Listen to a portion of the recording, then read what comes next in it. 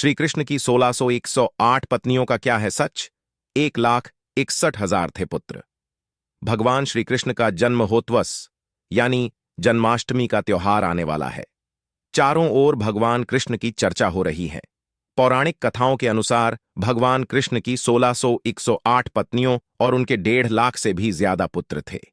इस बात में कितनी सच्चाई है, आइए जानते हैं। श्री कृष्ण की रासलीला के बारे में तो भक्तों के पास ढेर जानकारियां हैं। जब गोकुल में उन्होंने अपनी सभी गोपिकाओं के संग एक साथ अनेक रूप धारण कर महारास रचाया था। पुराणों के अनुसार श्री कृष्ण की 16,108 रानियां थीं। महाभारत के अनुसार श्री कृष्ण ने रुक्मिणी का हरण कर उनके साथ विवाह रचाया था। विदर्भ के राजा भीष्मक की पुत्री रुक्मिणी भगवान कृष्ण से प्रेम करती थीं और उनसे विवाह करना चाहती थीं। लेकिन रुक्मिणी के अलावा भी कृष्ण की 16,107 पत्नियां थीं। कैसे थीं 16,108 पत्नियां? पुराणों में उल्लेख है कि एक दानव भूमासुर ने अमर होने के लिए 16,000 कन्याओं की बलि देने का निश्चय कर लिया था। श्री कृष्ण ने इन कन्याओं को कारावास से मुक्त कराया और उन्हें वापस घर भेज दिया। इस कहानी का अंत यही नहीं हुआ।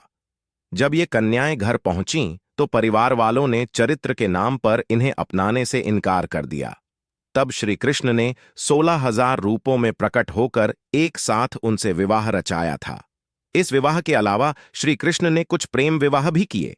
कालिंदी से विवाह श्री कृष्ण जब पांडवों से मिलने के लिए इंद्रप्रस्थ पहुंचे तो युधिष्ठिर, भीम, अर्जुन, नकुल, सहदेव, द्रौपदी और कुंती ने उनका आतिथ्य पूजन किया।